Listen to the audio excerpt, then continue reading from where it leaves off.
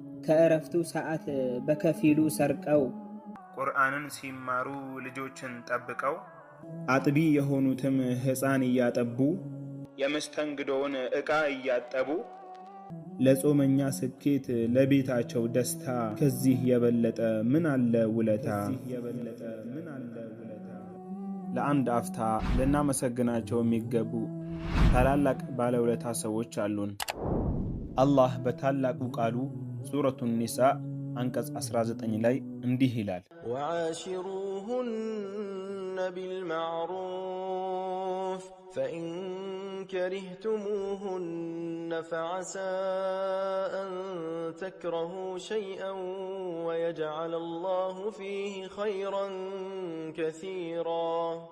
ዛሬ ይህንን የአላህ ትዕዛዝ ይዘን በረመዳን ሌሊትና ቀን ለቤታቸው ብርሃን የሆኑትን እናቶቻችንንና እህቶቻችንን በግጥም እናመሰግናለን። ቢስሚላሂ ራሕማን ራሒም። አላህን ላመስግን አልሐምዱሊላሂ፣ ስቶ ከማሳሳት ጠብቀኝ ኢላሂ። ረመዳን አድርሰህ ጹሙ ብለህናል፣ ተቀበለን ብለን ያው አሚን ብለናል። የጾም የሰላቱም የሰደቃው ምንዳ በጥሩ ጽፈኸው ይኑር አንተ ዘንዳ። የሰላሙን ሀገር ወራሾች አድርገን ከዚህ በመቀጠል ሴቶችን ላመስግን። የረመዳን ድምቀት የቤታቸው ፀሐይ፣ ረቂቅ ውለታቸው ለሁሉ የሚታይ የጾም መስተንግዶን ከባዱን ፈተና ታግለው ይሞላሉ ትልቅ ኃላፍትና።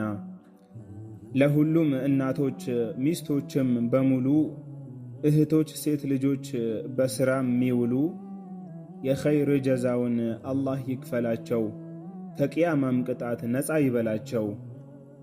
ጾመኛን ማስደሰት ዓላማ አድርገው ለባልና አባት እረፍትን ፈልገው ሌላው ሰው ተኝቶ ምግብ ሲያበስሉ በድካሙ ሰበብ እግሮች እስኪዝሉ እኩለ ሌሊቱን ከመኝታ ርቀው ሥራ እየሰሩ ቀኑን በጾም ደርቀው ከእረፍቱ ሰዓት በከፊሉ ሰርቀው ቁርአንን ሲማሩ ልጆችን ጠብቀው አጥቢ የሆኑትም ሕፃን እያጠቡ የመስተንግዶውን ዕቃ እያጠቡ ልጆች ሲያለቅሱ ሲያሳጡ ፋታ አንዱን እያሰሩ ሌላኛው ሲፈታ ምሽቱ ሲጠጋ ድካም ሲበረታ እጥፍ ይጨምራል የልብ ትርታ። ከዚህ የበለጠ የታለ ውለታ?